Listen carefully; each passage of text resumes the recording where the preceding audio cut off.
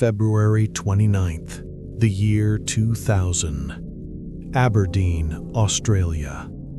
Population 1,800. A small mining town where everybody knows everybody. Where doors are never locked and secrets don't exist.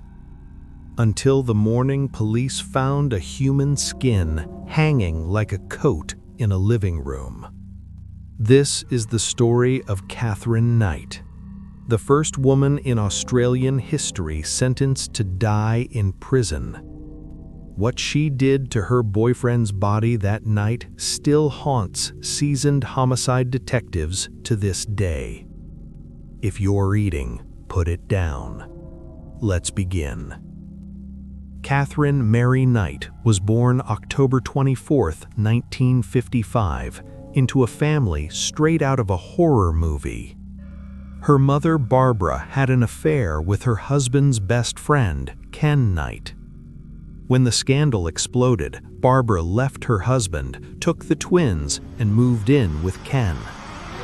Catherine grew up hearing one phrase over and over: "All men are pigs. They'll use you and throw you away."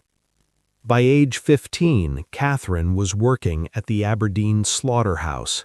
Not in the office, not cleaning. She was a skinner. She stripped hides off dead animals, fast, efficient, precise. Co-workers remember her smiling while cutting through tendons and peeling flesh from bone. She said it was therapeutic. She kept her sharpest knives hanging from the rafters at home, like trophies. Before John Price, there were 4 men, 4 relationships, 4 victims who barely escaped alive. Husband number 1, David Kellett. On their wedding night in 1974, Catherine tried to strangle him because he didn't last long enough.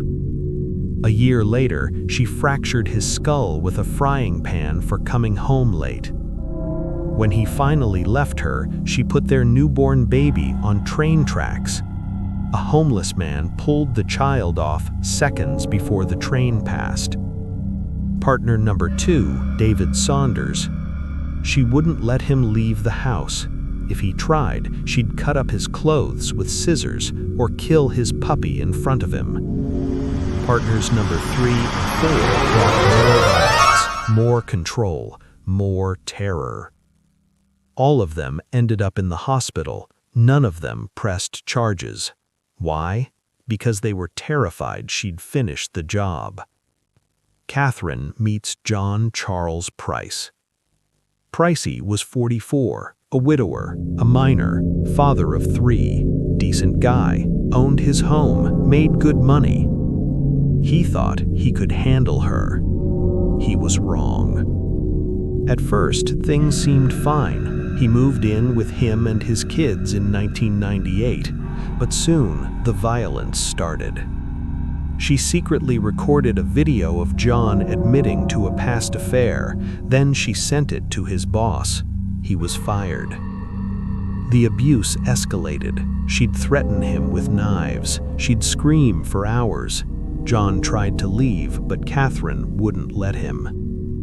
February 29th, 2000, Leap Day. John came home from work around 6 p.m., watched TV with neighbors. His adult kids weren't home that night. It was the first time in weeks he was alone with Catherine. He went to bed, exhausted, trusting. Big mistake. Sometime after midnight, Catherine got up, walked to the kitchen, grabbed her favorite slaughterhouse knife, the one she'd kept for 20 years. She walked back to the bedroom. And she stabbed John Price 37 times. In the chest, in the back, through the neck.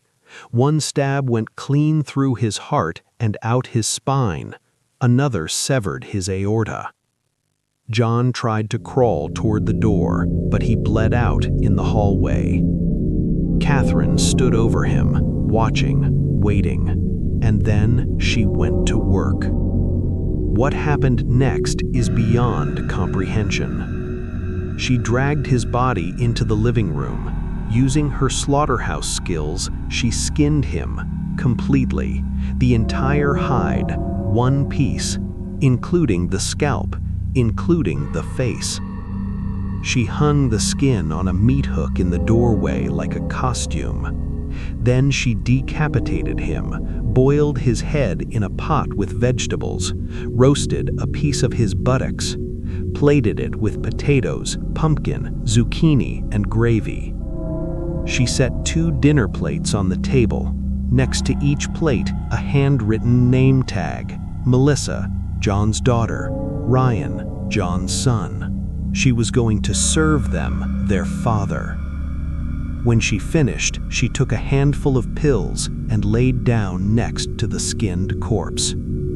6 a.m., March 1st. A coworker noticed John never showed up. He drove to the house, saw blood on the door, called 911.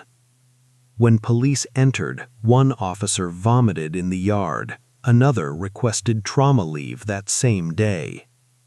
They found the skin hanging in the living room, perfectly preserved.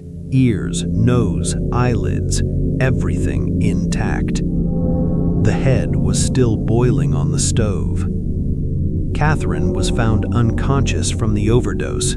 She survived. At trial, she claimed, "I don't remember." Psychiatrists disagreed. One testified she knew exactly what she was doing, and she simply enjoyed it. November 8, 1991. Guilty. Life in prison. No parole. Ever. The judge wrote in the file, "Never to be released." Catherine's only words were, "I deserve this." Today, at 68 years old, Catherine Knight is still locked up in Silverwater Prison, maximum security. Guards say she still sharpens plastic spoons out of habit. She didn't kill out of passion. She didn't kill out of rage. She killed because she could. Because she'd been waiting her whole life to do what she did best: cut, skin, butcher. If this story kept you up at night, smash that like button and subscribe for more true crime nightmares. Drop a comment. Would you have seen the red flags? See you in the next one, if you dare. March 22, 1999. Truth or Consequences, New Mexico. A tiny desert town with 6,000 people, where rattlesnakes outnumber residents and everyone minds their own business.